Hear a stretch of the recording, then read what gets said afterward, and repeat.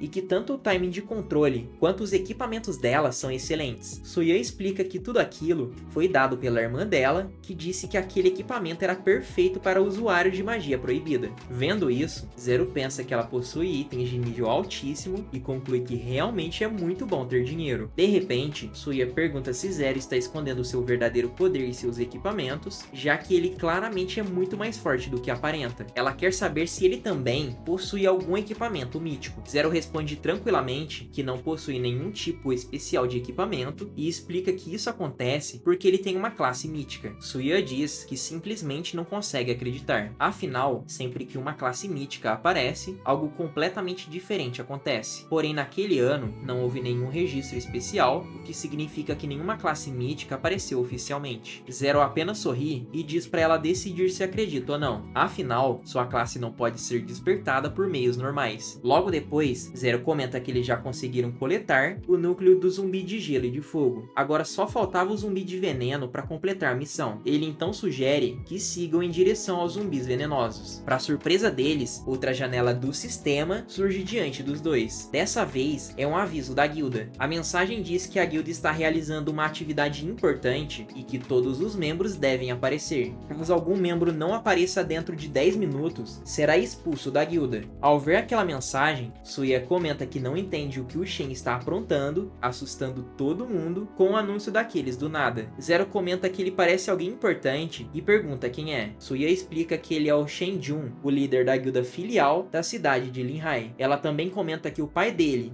e o tio dela, o presidente Su, eram irmãos jurados, e foi assim que ele conseguiu sua posição atual. Zero apenas sorri e diz para deixarem isso de lado, já que se tratava de uma operação oficial da guilda. De repente, aparece um monstro extremamente poderoso, massacrando várias pessoas como se não fossem nada. Também vemos alguns jogadores brigando entre si no meio de todo aquele massacre. Um cara grita dizendo que foram eles que encontraram o boss primeiro, questionando por que os outros estão interferindo. Era o riquinho Yao, que responde dizendo que não importa quem encontrou primeiro. Ele afirma que nesse mundo só existe uma regra: quem tem poder tem tudo. Em seguida, ele ordena que seus companheiros ataquem aquela guilda pequena. Nesse instante, um enorme círculo mágico aparece no céu. De dentro dele, uma chuva de fogo começa a cair, atingindo todos ao redor. Percebendo que um membro da guilda foi atingido, Yao grita furioso, perguntando quem se atreve a entrar em seu caminho. Para sua surpresa, ele percebe quem é a pessoa que chegou. Ao reconhecer Zero, ele fica completamente chocado. Zero então sorri e pergunta se eles estão tentando roubar o boss da guilda deles. Uma hora antes de tudo isso, todos os membros da guilda estão lutando contra o boss. Mesmo assim, ele consegue empurrar todos para trás com extrema facilidade. Um dos membros então diz ao presidente que, sem um controle de grupo, derrotar aquele boss seria praticamente impossível. Mas o líder fica irritado, perguntando do que eles estavam com medo. Ele manda todos esperarem pela Suya,